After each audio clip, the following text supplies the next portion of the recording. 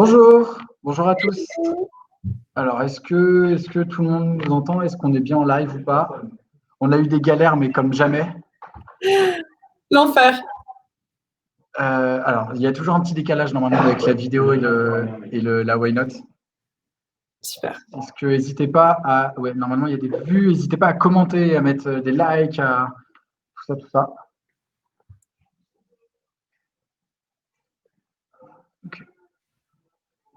Ok, ouais, donc c'est bon. Normalement, on est en live. Donc bonjour à tous. Désolé pour le retard, désolé pour tout ça. Ça a été une galère sans nom. Lisa vient tout juste de se connecter. On va assassiner son opérateur. Et j'espère que tout le monde va bien. Donc on fait un live sur l'entrepreneuriat étudiant. Je m'appelle Jean-François, je suis responsable pédagogique d'un master entrepreneuriat. Et en fait, le but de ces lives-là, tout simplement, c'est de vous prouver qu'on peut entreprendre pendant ses études. Et aujourd'hui, on accueille Lisa. On accueille tout simplement Lisa. Lisa, est-ce que tu peux te présenter, nous raconter un peu d'où tu viens, tes études et surtout ton projet là-haut qui est absolument génial. Oui, alors, c'est désolé pour le retard. J'affirme que je vais vraiment assassiner mon opérateur. On est en plein concours de galère.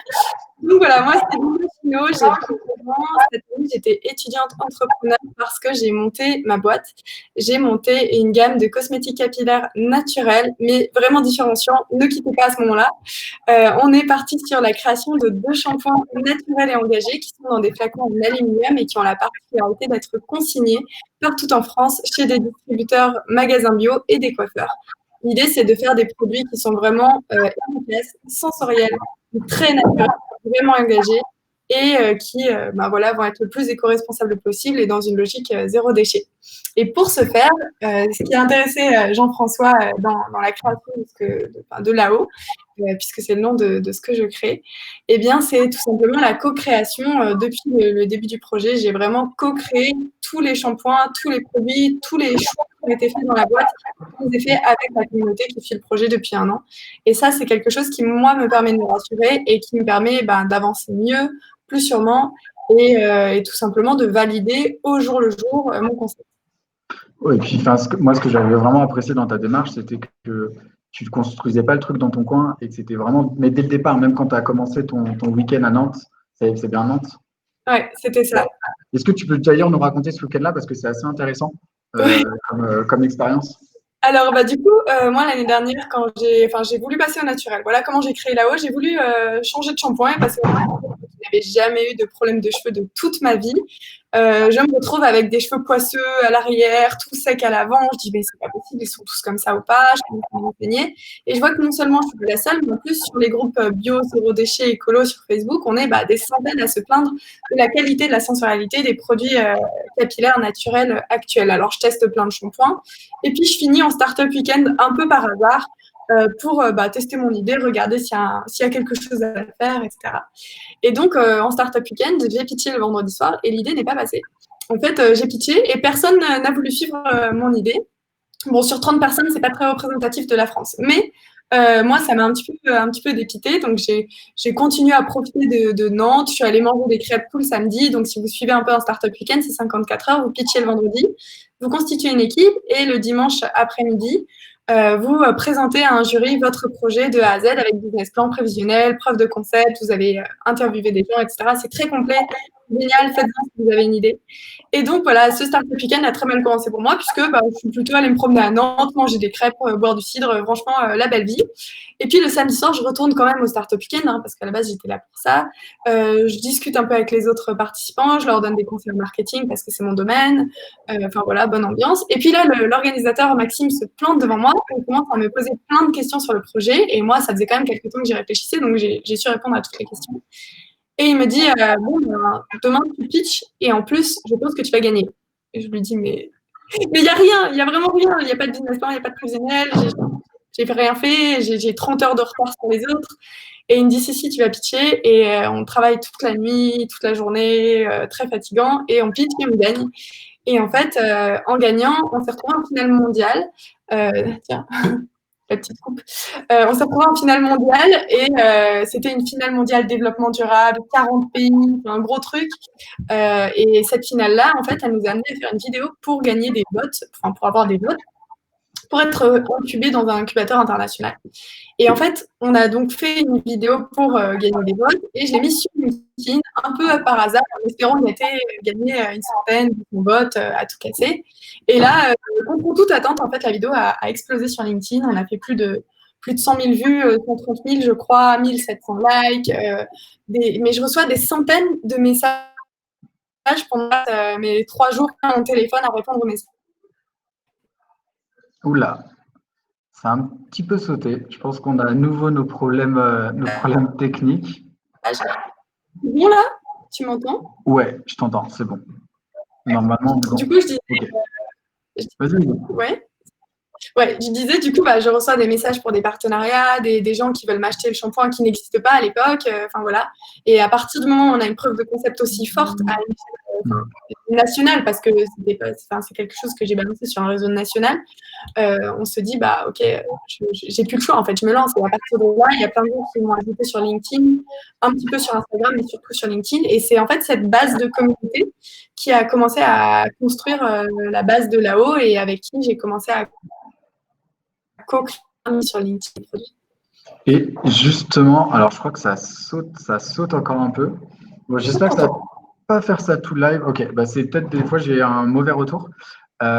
Justement, ce qui est hyper intéressant, c'est que tu as eu cette preuve de succès un peu. Tu as dépassé les 100 000 vues sur une vidéo de promotion, mais tu t'es pas juste arrêté en disant tiens, j'ai du succès et je vais surfer dessus. Tu as aussi entretenu ça en fait. Et pourquoi aussi tu as choisi ça? Qu'est-ce qui t'a poussé à te dire à chaque fois, tiens, je vais aller demander, je vais me créer mes early adopters, ce genre de choses? Alors, pour être honnête, j'aurais pu sortir un produit 3 mois après.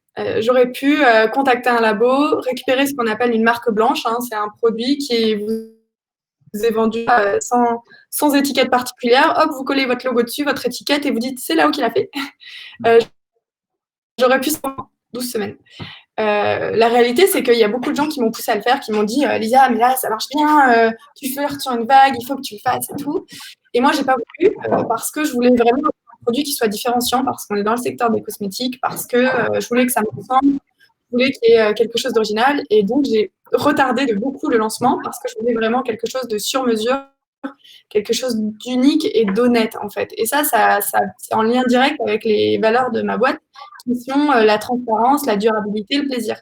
Et donc, la transparence, c'était à la base de la base, et c'était, on ne va pas choisir la solution de facilité. C'est normal, c'est un délai normal pour développer un produit. Les gens, depuis le début, donc en fait, ils ont suivi toute l'aventure, le financement, mes codes labo, le moment où je signe, ou le moment où je reçois les premiers prototypes, les tests. Alors, des fois, je me filme même sous la douche. Alors, bon, évidemment, c'est comme ça pour pas qu'on me voit nu. Mais du coup, je vois, par exemple, je me dis, oh non, j'ai envie de le partager avec tout le monde. Alors, je prends une vidéo comme ça et je montre, oh, regardez, c'est trop bien. Et ça, les gens, ils adorent parce qu'en fait, ils ont l'impression de vivre avec moi. Bon, en même temps, on filme sous la douche. Mais ils ont l'impression de vraiment vivre l'aventure avec moi, que ce soit, sur LinkedIn, c'est un peu plus pro, je montre moins de photos, de vidéos. Mais du coup, sur LinkedIn, je partage plus des ressentis. Et surtout, je fais des questionnaires depuis le début du projet. Donc, en fait, j'ai commencé par une grosse étude de marché, plus de 400 réponses. Et depuis, je fais des questionnaires toutes les 2-3 semaines pour demander quel actif ils voudraient dans les shampoings. Est-ce que vous voulez plutôt de l'ortie ou du laurier, par exemple? Est-ce que vous voulez plutôt des flacons en plastique 100% recyclé ou en aluminium? Et en fait, à chaque fois, j'ai récupéré les avis et j'ai pas dit aux gens ce que j'avais choisi. Donc, en fait, j'ai eu un peu la surprise de garder secret plein de choses pour les dévoiler juste avant le lancement. Et c'est vraiment ça que j'ai apprécié dans ta démarche, c'est que tu as cette capacité à vraiment cerner aussi ce que veulent les gens et toi aussi à garder tes valeurs face à ça, de pas complètement travestir pour plaire au plus grand nombre, mais c'est de réussir à ça. Et alors, ça vient pas de nulle part aussi, c'est grâce à tes expériences, notamment chez L'Oréal. Est-ce que tu peux nous en dire aussi un peu de ce que tu faisais là-bas, de comment toi, tu as réussi à construire ton expérience? Oui, alors en fait, moi, je viens de finir mes études et l'année d'avant, j'étais en césure pendant 1 an, donc pour L'Oréal d'abord, puis pour Chanel en marketing, développement, produit international. Alors concrètement, ça consiste à quoi? Ça consiste à travailler avec les laboratoires, avec le digital, avec la communication, avec la direction artistique, avec tous les autres domaines de l'entreprise pour créer des produits de A à Z, de la formule au flacon aux assets de communication, etc. Donc c'est hyper complet. Et surtout, j'étais en solaire chez L'Oréal. Et le solaire, c'est un des cosmétiques les plus compliqués à faire. C'est très scientifique, c'est vraiment axé à fond sur la peau, les UVA, les UVB, les UVC, les infrarouges, etc.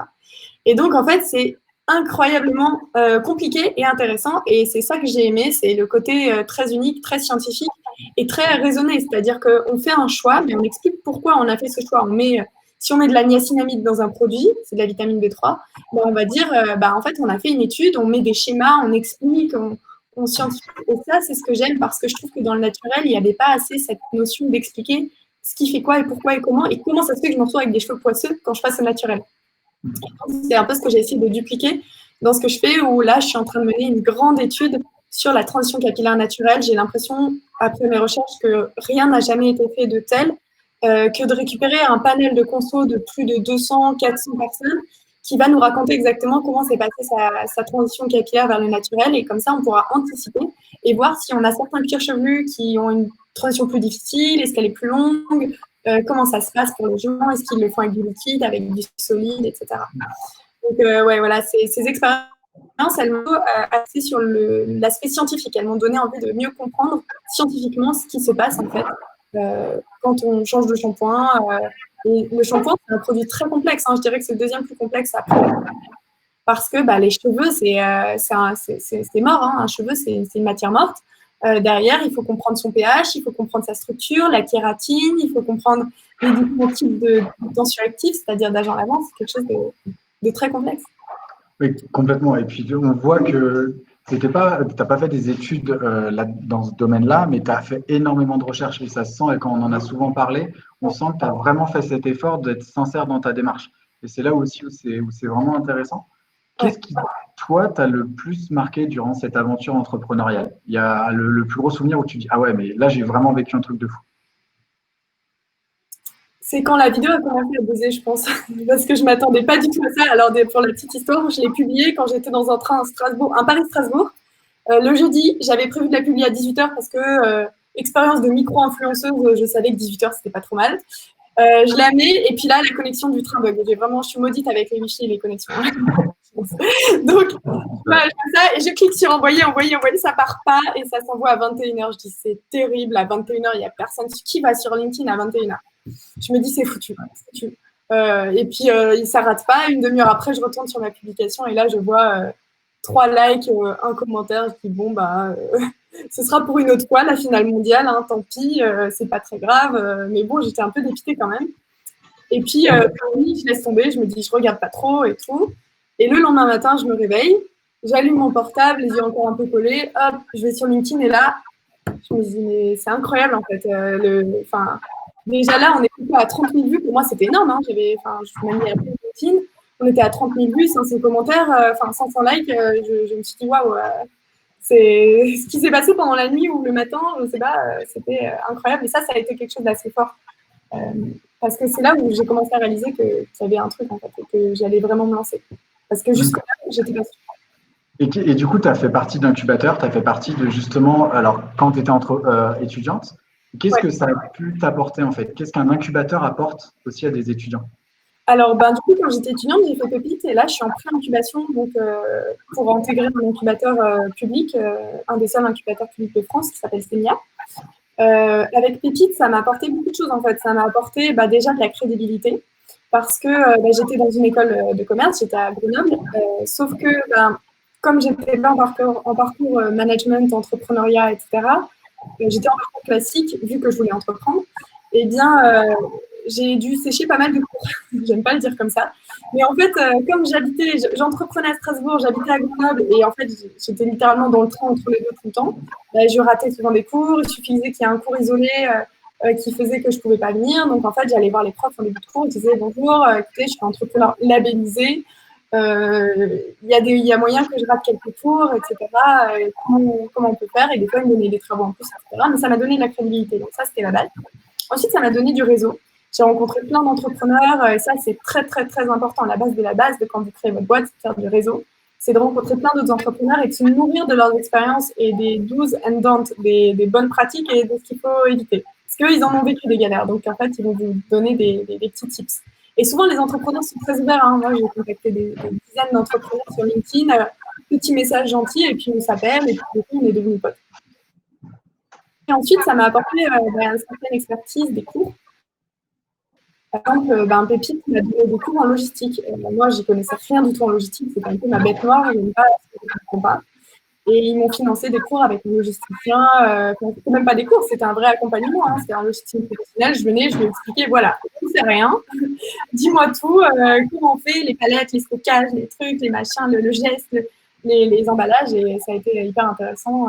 C'était la base pour parler de logistique. Est-ce que du coup, il y a un moment donné où tu te dis, mais en fait, qu'est-ce que je fais? J'y connais rien. Le shampoing, c'est un truc que je mets sur ma tête, je fais attention. La logistique, et comment tu gères un peu ce syndrome parfois qu'on peut appeler le syndrome de l'imposteur? Comment ça se gère au final? Je l'ai tout le temps, ce syndrome de l'imposteur. Je pense qu'une fois par jour, je me dis, mais qu'est-ce que tu fais? Je pense que je me le suis demandé il y a une demi-heure, tu vois, un peu plus d'une heure. Il y a une heure, j'étais en train de parler avec un gros groupe pour de la distribution. Voilà, je détaille pas parce que c'est pas encore fait.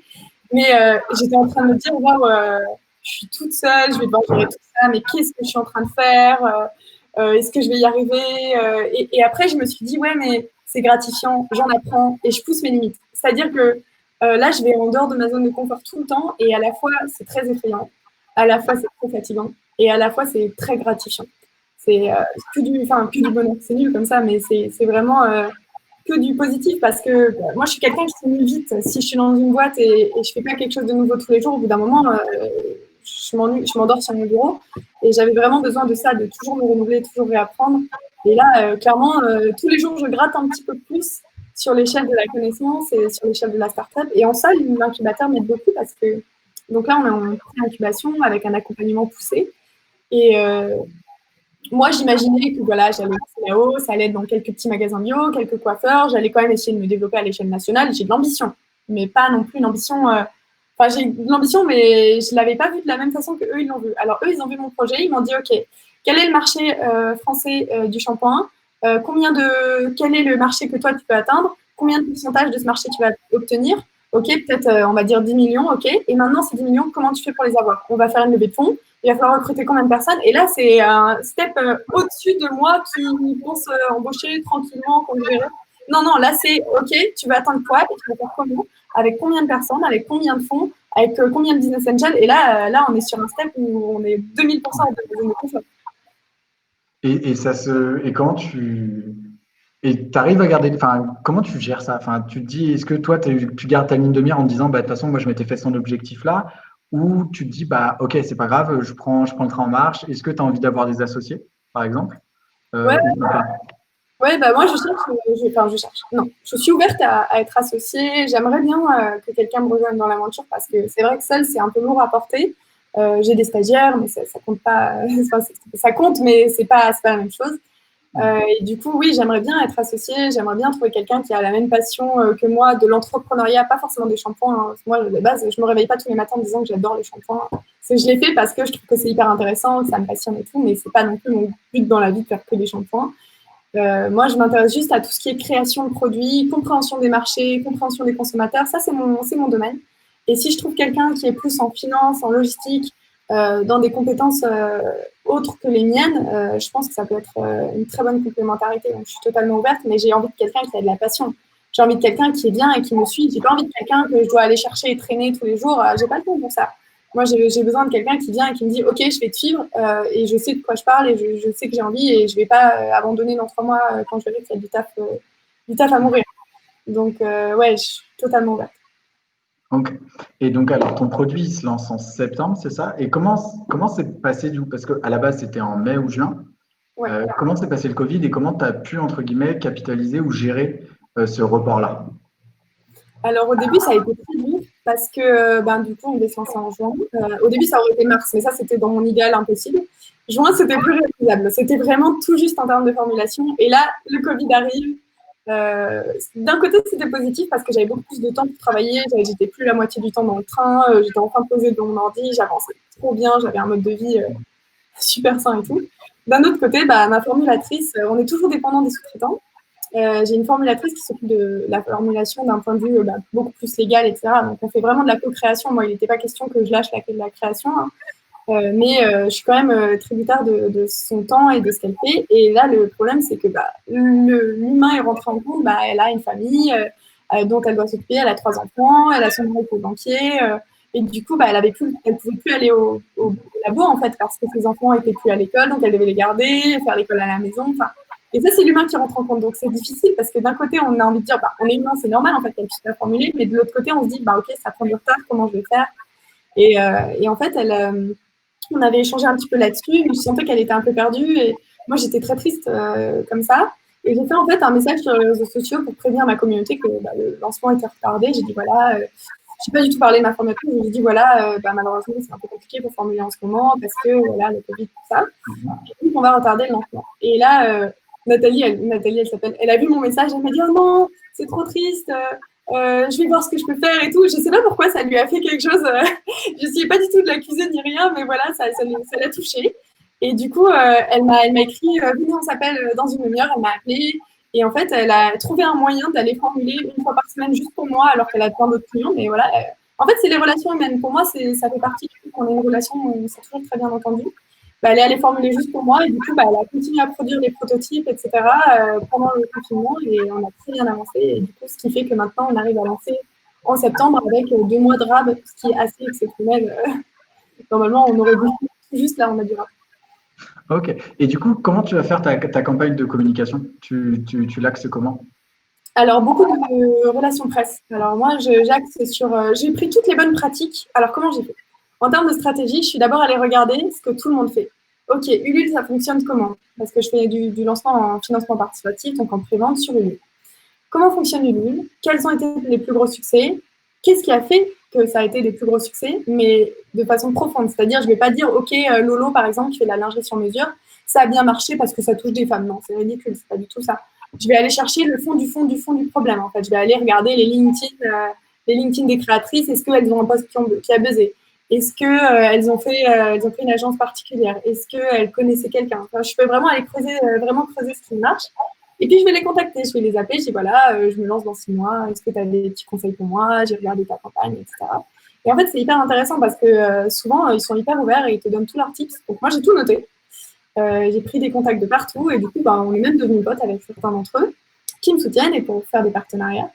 Et du coup, j'ai noté toutes les best practices qu'il y a de faire une très bonne vidéo, de savoir rendre la vidéo virale. Ça peut te faire économiser énormément d'argent. Faire une bonne vidéo. C'est ce qui m'est arrivé il y a 1 an. Donc maintenant, j'espère que ma deuxième vidéo va marcher aussi bien que celle d'il y a 1 an. Mais finalement, si j'avais eu des choses avant d'il y a 1 an, je pense que ma campagne aurait été plutôt sympa, tu vois. C'est là où je me dis, mince, j'espère que ça va marcher. Faire une bonne vidéo virale, faire de la relation presse, avoir une bonne agence qui va trouver un moyen de mettre en avant ton produit. Parce que c'est bien d'avoir un bon produit, mais si personne ne sait qu'il existe, personne ne peut l'acheter. Donc la com sera important. Et puis après, bien tenir ses réseaux sociaux, toujours tenir au courant, faire des animations, de la gamification, avec pourquoi pas faire un tirage au sort parmi, par exemple, on fait 1000 shampoings et on va tirer au sort un des 1000 contributeurs, on va le rembourser sa contribution ou alors on va lui offrir sa contribution, on va offrir un cadeau, on va faire gagner, une paire de chaussures, on va faire des partenariats avec des assos. Je suis en train de vous teaser un peu sur ce que je vais faire. On va faire des trucs plutôt sympas. Et puis sur les réseaux sociaux aussi, on va faire des jeux concours avec des partenaires, on va partager des infos intéressantes. On va essayer de rendre la chose intéressante et pas juste on vend. Non, c'est pas ça. Ouais, c'est vraiment créer quelque chose, créer un engouement, créer plus. Enfin, c'est vraiment créer une marque en fait. C'est pas juste vendre un produit, c'est créer un univers autour de cette marque-là. Et est-ce que sur le testing de tes parfums, de tes shampoings, je sais que tu en as certains et que tu te baladais avec certains à Paris. Est-ce que c'est que toi qui les testes ou est-ce que tu fais aussi tester des gens complètement inconnus pour avoir d'autres retours? Alors, les deux. Alors, ça a commencé sur moi, évidemment, parce que cette année, c'est un problème, c'est mieux que ça tombe sur moi que sur un client. Donc, d'abord, ça tombe sur Nathalie teste en premier, en général. Ensuite, quand la formule lui plaît, elle me l'envoie à moi. Et ensuite, moi, je le teste sur moi. Quand j'étais satisfaite, j'ai commencé à faire tester mon entourage proche, donc mon père, mon frère, ma mère, qui a d'ailleurs été très réticente, mais finalement très convaincue, c'est le number one fan maintenant. Et ensuite, j'ai voulu faire une campagne de bêta testing parce que je trouvais ça normal de le tester sur ma communauté et puis en plus parce que je recevais beaucoup de demandes. Donc, je fais circuler un questionnaire comme à mon habitude. Et là, on a 250 demandes pour 6 shampoings. Autant vous dire que c'était super, mais bon, j'étais trop… Ok. Bon, bah, du coup, heureusement, j'ai fait passer un petit questionnaire. J'ai choisi des gens qui n'avaient plus de silicone dans leurs cheveux pour des raisons techniques. Si vous voulez que j'explique ça plus tard. Et donc, j'ai contacté des gens que je ne connaissais ni là-dedans ni dev. Petit message, petit SMS. Bonjour, est-ce que tu veux tester le shampoing, etc. Et puis voilà, je l'ai envoyé à l'autre bout de la France. Un petit questionnaire en immédiat et un questionnaire en T+10. Et l'idée, c'est de voir l'effet immédiat. Est-ce que tout de suite les cheveux sont plus beaux? Est-ce que tout de suite les cheveux sont. Enfin, est-ce que le parfum est bien? Est-ce que la viscosité est bonne? Est-ce qu'il est trop liquide? Est-ce qu'il est bien? Est-ce que la couleur est OK, etc. Et donc, on fait un questionnaire aussi à la fin. Donc, après plusieurs utilisations, comment sont les cheveux? Comment ça s'est passé? Est-ce que tu as des recommandations pour nous, etc. Et ce qui est cool, c'est qu'en fait, ça m'a rassurée sur tout ça. Parce que moi, j'avais très peur de les envoyer à des gens. J'avais peur qu'ils n'aiment pas. Et en fait, je me suis rendu compte qu'en fait, j'étais vraiment une conso lambda parce que tout ce qu'ils m'ont dit qu'il fallait améliorer, c'est des retours que j'étais déjà en train de faire à Nathalie sur la dernière version. Je l'ai testé en même temps qu'eux. Je l'ai testé le premier jour pendant que ça partait à la poste. Et j'ai écrit mes retours. Et en fait, quand j'ai regardé les résultats, c'était exactement les mêmes retours. Et en fait, on a tout de suite amélioré et la formule est devenue exactement comme on l'avait. Ok. Et du coup, est-ce que c'est les personnes qui testent, tu sens qu'ils sont encore plus impliquées, qui souhaitent plus? Est-ce qu'il y a des déceptions ou c'est vraiment que du bonus? Alors franchement, c'est surtout du bonus. Déjà, il y a des gens qui m'ont écrit une grosse surprise. Alors c'est là qu'on sent les gens, ils en attendent pas trop parce qu'ils se disent ouais, c'est du naturel, ça peut pas être bien. Ou alors c'est une fille de 23 qui le fait en plus, elle n'est pas formulatrice de base, ça peut pas être bien. Alors qu'en réalité, non, on est en train de leur prouver que bah si, un bon shampoing, ça peut se faire, même par un jeune, même qui ne travaille pas de base dans les cosmétiques. Oula, ça. Ok. Tu m'entends bien? Ouais, je t'entends. Ouais, je t'entends. Ok, c'est bon. Super. Ouais, je disais, ça a été un peu la surprise que ça marche bien et qu'ils étaient hyper contents. Il y en a une qui m'a dit je vais le conseiller à tous mes amis. Une autre qui m'a dit j'ai vidé le shampoing, j'attends de pouvoir le commander. Voilà, il y en a une qui m'a envoyé une photo, je l'ai publiée sur Instagram, très spontanée. Et puis il y en a juste une qui n'a pas trop aimé le shampoing et je soupçonne que c'est parce qu'elle n'utilise que des shampoings solides. Et dans les shampoings solides, les agents lavants sont beaucoup plus détergents que dans les shampoings liquides. Nous, on a réussi à faire vraiment un complexe très très doux pour nettoyer mais sans assécher. Et donc, comme elle est habituée à quelque chose de plus détergent, j'ai soupçonné qu'il y avait une transition. En fait, c'est dingue parce qu'il peut y avoir une transition entre le conventionnel et le naturel, mais aussi entre le naturel et le naturel, le pseudo-naturel et le naturel. Et du coup, elle a eu cette mini-transition entre le SCI, donc l'agent lavant un peu détergent, et les miens. Mais ça m'inquiète pas plus que ça, parce que déjà, ma cible, ce ne sont pas des gens forcément qui utilisent des shampoings solides, mais des gens qui ont envie de passer au naturel, mais qui ne savent pas trop par où commencer. Et puis aussi parce que c'est normal en fait que ça ne plaise pas à tout le monde. Et puis voilà, je pense qu'après un temps d'adaptation de 3 semaines à un mois, et puis ça s'est expliqué scientifiquement en fait. Complètement. Et alors justement, toi, tu as voulu partir sur un shampoing liquide, alors que le naturel, la grosse partie du naturel, c'est du solide. Pourquoi? Ouais, je suis à 200% à contre de la tendance actuelle. J'avais encore une distributrice ce matin au téléphone, elle me disait c'est dingue, j'ai 40 propositions de shampoing solide et je trouve pas un bon liquide. Je lui disais c'est dingue, en fait tout le monde est allé sur le solide parce que c'était la grande tendance et qu'il y avait 3 articles dans des médias dessus. Et au final, on se rend compte que dans mon étude, 9% des gens seulement utilisent du solide et 18% en sont revenus. C'est là qu'on dit qu'il y a quand même un petit problème. Et surtout, techniquement, en fait, il n'était pas possible de faire un shampoing solide comme je l'entendais, qui soit labellisé Cosmos, qui soit avec le bon pH, qui soit avec des agents lavants qui viennent seulement d'Europe, minimum d'Europe, minimum d'Italie, de France, d'Allemagne, d'un limitrophe à la France, avec des agents lavants qui soient sans sulfate, qui soient doux, qui soient non polluants à la fabrication. En fait, on ne pouvait tout simplement pas techniquement faire un shampoing solide. Et en plus, ce que je disais avant, les gens, en termes de gestuelle, sont beaucoup plus habitués à un shampoing liquide. Pour eux, c'est l'habitude, c'est le truc, la gestuelle qu'ils ont toujours connue, prendre leur shampoing, le mettre dans les mains. Donc, c'est quand ils voient un pain, ils savent pas tout. Est-ce que douche, ça a sauté un petit peu. Ouais. Non. Là, c'est bon. Ouais, là, c'est bon. Ça va mieux. Non, justement, t'expliquais et ça m'avait aussi impressionné quand t'en parlais. C'était vraiment l'expérience de se masser les cheveux. Mais c'est très bête, mais c'est vrai qu'on n'y pense pas forcément. Ce côté un peu shampoing et la mousse et ce genre de choses et les bulles. Et c'est des choses auxquelles tu faisais attention. Ah oui, parce que c'est bien beau de dire à tout le monde de passer au naturel, mais si non seulement leur shampoing coule dans la douche, si non seulement ils ne savent pas comment l'utiliser, mais en plus qu'ils ne moussent pas, donc ils n'ont pas l'impression que ça lave, ça commence à poser problème. Et en fait, c'est ça que je me suis rendu compte.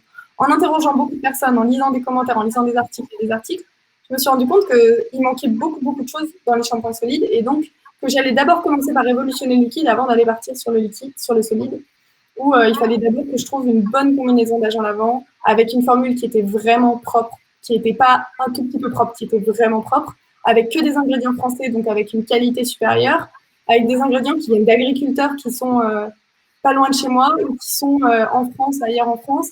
Je voulais vraiment qu'on soit sur une démarche qui relève du bon sens, où on allait travailler sur toute la chaîne de valeur et pas juste en disant « Oh, notre shampoing, il est made in France et puis il y a 3 ingrédients naturels dedans, alors regardez, il est trop bien. » Non, nous, on voulait vraiment un shampoing qui soit bon du début à la fin, sur lequel il n'y aurait pas de compromis. Et ça, c'est mon mot d'ordre depuis le début, c'est le sans compromis. D'ailleurs, ça a failli être mon slogan. Alors, d'ailleurs, tu parles de slogan, est-ce que tu peux juste expliquer même le nom Lao? Il a été construit de manière complètement improbable et avec des gens. Ouais, en fait, c'est même pas moi qui l'ai trouvé, je vous le dis. Quand je vous dis que c'est de la co-création du début à la fin, c'était au Startup Weekend de Nantes, le samedi matin, quand j'étais en train de mourir parce que j'avais travaillé toute la nuit sur Lao. Il y a une graphiste qui rentre et qui me regarde et qui me dit bonjour, il s'appelle comment votre projet? Et là, c'est pas du tout parce que on n'y a pas pensé. En fait, on était tellement concentrés sur le produit qu'on n'y a pas pensé. Et là, elle nous dit bon, qu'est-ce qu'il y a dans votre shampoing? Et on lui dit il y en a un là, un à l'amande et un autre à l'ortie. Et là, ça fait L-A-O, là-haut. Et donc, elle a trouvé ça comme ça. On l'a gardé. Et en fait, moi, je pensais le changer. C'est-à-dire que je pensais que j'allais passer sur un nom un peu plus français, un petit peu plus, je sais pas, un peu différent. Voilà, j'avais pensé à des idées. Non, j'avais pas trop d'idées. Et ça faisait 3 mois que je disais sur Insta hello tout le monde, je vais changer le nom, mais est-ce que vous voulez garder là-haut? Comment ça se passe et tout? Et tout le monde me disait, mais non, mais garde là-haut en fait. Et vraiment, je recevais des messages tous les jours, garde là-haut, garde là-haut. Et je croisais des gens que je connaissais à peine dans la rue, ils me disaient hello là-haut, ça va comment? On m'a appelé Madame là-haut tout à l'heure. Enfin, vraiment, le nom est vraiment resté, il était simple, facile à retenir, il était dispo auprès de l'UNPI. J'ai dit, bon, c'est parti, on le garde. On crée tout à partir de ça et finalement je ne regrette pas parce que je me suis attachée. Il faut juste que je lui trouve une nouvelle signification. Donc si vous avez des idées, je cherche quelque chose qui commence par L et qui finit par and organic. Donc peut-être light, love and organic, light and organic. Si vous avez une idée, envoyez-moi un message. Je suis preneuse. Ok. Et alors justement, un autre point qui est aussi hyper important dans l'entrepreneuriat, c'est le financement et à un moment donné, c'est l'argent. C'est aussi le nerf de la guerre. Comment toi, tu as géré ça? Parce que tu étais un peu nouvelle sur le marché, tu es aussi jeune et ça peut jouer sur un marché scientifique où il y a beaucoup de stéréotypes qui peuvent se mêler. Comment tu as géré ça? Et actuellement, si c'est pas trop indiscret, comment tu as géré ça? Alors, j'ai pas envie de vous dire que écologique, on n'est pas obligé d'être simple. Parce que souvent, l'argent et l'écologie, les gens pensent que waouh, super, le capitalisme, etc. Moi, je ne parle pas forcément de capitalisme, mais je veux dire que vous pouvez avoir un super projet, s'il ne fait pas d'argent, il ne va pas tenir dans le temps, et donc vous n'allez pas pouvoir changer la vie des gens. C'est bête, c'est aussi bête que ça. C'est comme si vous faites un super produit et que vous le vendez juste à vos voisins, c'est dommage. Pourquoi pas proposer un produit qui va, entre guillemets, changer la vie de milliers ou millions de personnes? Et de ça, vous avez besoin de moyens. Vous avez dans la boîte et puis faire grandir la boîte et grandir les produits, etc. Bon, moi, la base, ça a été de me dire, OK, je me lance, mais par contre, je suis quelqu'un de très prudent, comme vous l'avez remarqué. Je suis quelqu'un de très prudent, donc je vais commencer par le financement et je vais commencer par obtenir une garantie de prêt. Donc, j'ai fait mon business plan, prévisionnel, études de marché, tous les trucs très classiques. Et je suis allée avec mon dossier voir Alsace Active, donc la filiale de France Active, qui est une association européenne qui permet d'avoir des garanties de prêt, donc qui va garantir votre prêt sur un certain montant. Et donc, je leur ai dit, voilà, j'ai mon projet, je fais ça. Ils m'ont dit, OK, super, tu colles dans toutes les cases. Tu as moins de 26 ans, tu es une femme, tu es célibataire, tu es sûrement au chômage, parce que j'étais étudiante. Donc, en fait, j'étais vraiment, entre guillemets, tard, qui faisait qu'ils avaient envie de m'aider. Et donc, ça s'est bien passé. Je suis allée voir les banques, je leur ai dit, garantie de prêt. Et là, toutes les banques sont hyper contentes. Quand ils ont 80% de garantie sur un gros montant, 80%, c'est plus que n'importe qui peut apporter en général sur un prêt immobilier, sur un prêt d'investissement, etc. Et donc, partie de là, toutes les banques m'ont suivi. Et puis après, j'ai pu faire mon choix tranquillement. Donc, j'ai vraiment pas eu à me plaindre au niveau financement. Je suis juste tombée sur un banquier un peu sexiste, je te racontais l'autre fois. Mais sinon, ça va. J'ai vraiment pas eu à me plaindre. D'ailleurs, je débloque le prêt lundi tranquillement. Pourtant, j'ai commencé en octobre. J'ai fait mes papiers tranquillement. J'ai pas été plus pressée que ça. Ok. Et du coup, là, sur les prochaines étapes un peu un peu à très court terme, ça va être quoi? Là, c'est quoi ta vie de tous les jours? Oh, bah là, je travaille beaucoup. En fait, maintenant, tout s'accélère d'un coup. Si tu veux, ça fait 3 mois que je travaille sur le graphisme, sur l'identité, sur la formulation. Et en fait, tout est en train de se finir. Le graphisme, on est en train de le finaliser. Les formules, là, vous avez la dernière version, en fait. Hein. C'est fini. Je continue de la tester pour être sûre de la valider, mais là, on y est. Et du coup, on est en train de finir des choses qui s'étalaient pendant des mois et du coup, commencer de nouvelles choses. Là, on commence la campagne de communication. La semaine prochaine, je vais dévoiler la nouvelle identité graphique, donc la vraie identité graphique, avec un logo, avec enfin une baseline, enfin un slogan. Je vais commencer tout doucement à dévoiler un peu les flacons, à dévoiler les ingrédients, à dévoiler plein de choses qu'on a co-créées ensemble. Et ça, c'est hyper gratifiant. Et hier, on travaille sur tous les éléments de com. Alors, je suis contente, j'ai une nouvelle stagiaire qui est super, qui est arrivée lundi, qui avait perdu son stage. Elle devait faire son stage quelque part. Elle avait perdu son stage. Elle m'a contactée. En 3 jours, ça a été fait. Elle a commencé. Et du coup, on va travailler sur tous les partenariats, la communication. On va commencer à démarcher plus sérieusement les coiffeurs, les magasins bio. On va pas s'ennuyer. Et est-ce que tu as envie de démarcher auprès de la grande distribution ou ce sera dans un second temps? Alors, pas les GM, pas les grandes moyennes surfaces, pas les Monoprix, les Carrefour. C'est pas vraiment dans ma cible. En tout cas, les magasins plus Monoprix à la rigueur, mais pas les magasins classiques parce que en termes de pricing déjà, on est en 15 la pharmacie et le salon de coiffure, donc je pense que ça n'a pas trop sa place dans une grande surface. Et puis ça jurerait à côté des autres produits. Donc à côté, vous avez un gel douche à 2 euros chimique, et puis à côté, vous avez un shampoing à 15-20 euros 100% naturel. Je trouve qu'on ne ressortira pas la valeur ajoutée du produit. Donc ça va être à parti pris d'être que chez les magasins bio et les coiffeurs, ou au moins dans des endroits qui ont des valeurs associées aux nôtres. En tout cas, c'est quelque chose que je me concentre beaucoup et je trouve que c'est très important. Okay. Et qu'est-ce qui va être le plus important sur les prochaines actions de com? Là où tu dis, là, c'est vraiment névralgique, si je me loupe, entre guillemets, ça va vraiment se sentir. Ah ouais, ça va être la publication de la vidéo de lancement. Alors celle-là, si vous êtes là, s'il vous plaît, faites un tour sur mon profil en septembre et partagez-la. Ajoutez-moi sur LinkedIn, Lisa Chino, au passage, SCHINO. Non, je suis très sérieuse. En fait, c'est trop important de partager la vidéo de lancement parce que c'est là où on va mettre notre message. Je vais mettre tout mon cœur dans cette vidéo. D'ailleurs, j'ai déjà commencé à l'écrire 2 mois avant le tournage, pour vous dire, où j'ai vraiment envie de vous dire pourquoi, en une vidéo pas ennuyante, pourquoi j'ai créé là-haut, en quoi c'est différent des autres shampoings, en quoi il va falloir me soutenir pour que je puisse vraiment lancer la boîte. Et ça va attirer du monde sur la campagne de crowdfunding et ça va permettre de nous financer pour de vrai, de financer la première production au plus juste et de se diffuser auprès des coiffeurs, auprès des magasins bio.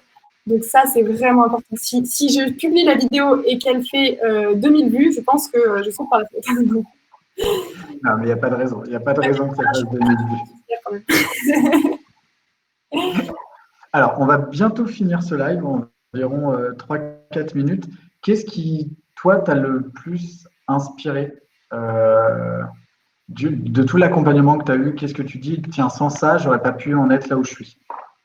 Sans mon accompagnement amical, on va dire. Si tu veux, moi, enfin, pas la raison, mais ce qui m'a tirée vers l'entrepreneuriat, c'est parce que j'ai rencontré un ami qui entreprenait. Enfin, tu vois, je t'avais raconté, j'ai fait mon mémoire sur les crèmes solaires, j'ai rencontré un ami qui lançait sa marque de crèmes solaires, j'ai toujours voulu entreprendre, donc il n'a pas réveillé en moi, si, il a réveillé en moi l'envie d'entreprendre, et ensuite, il m'a donné les 2 ou 3 contacts dont j'avais besoin pour me lancer, et après, je lui ai rendu comme j'ai pu, au quotidien, je lui rends la période et tout. Mais ça, sans ça, je ne me serais pas lancée, et comme quoi, il faut faire des belles rencontres, il faut rencontrer du monde qui va vous donner les clés, qui va vous donner les contacts, qui vont vous encourager, vous accompagner. Et c'est encore un très bon ami, on s'appelle tous les jours. Et sans lui, je ne serais pas là où je suis, dans la mesure où j'aurais jamais osé me lancer. Et pourtant, ils m'aident pas. Enfin, ils s'appellent tous les jours, mais pas pour parler de là. On parle de sa boîte, on parle de ma boîte, on parle d'entrepreneuriat. Mais il m'a laissé prendre mon envol aussi à un moment où moi, j'avais envie de dire, mais ne lâche pas, est-ce que je vais réussir à voler?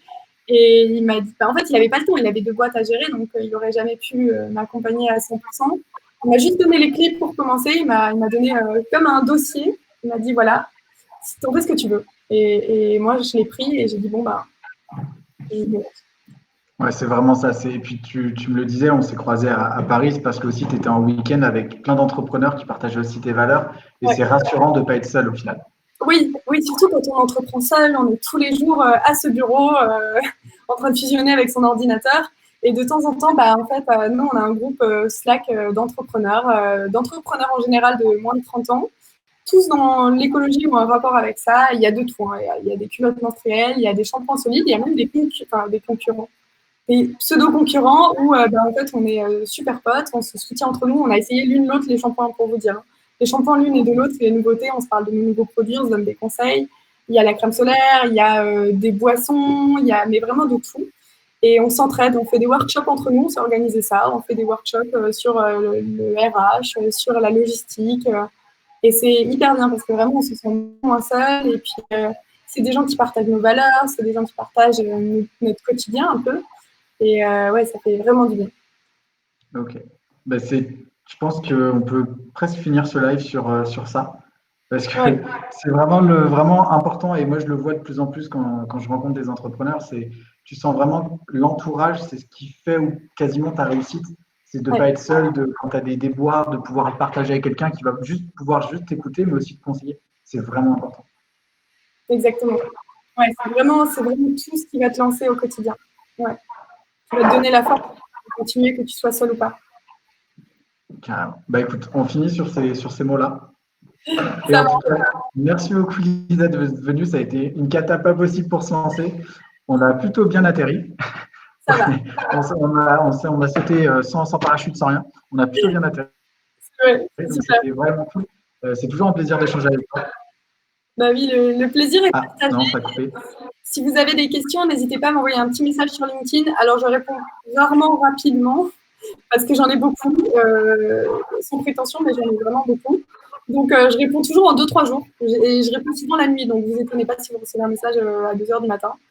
Mais, mais voilà, n'hésitez pas à m'écrire et à suivre là-haut aussi sur les réseaux sociaux. Je ne sais pas si quelqu'un l'a mis là, voilà.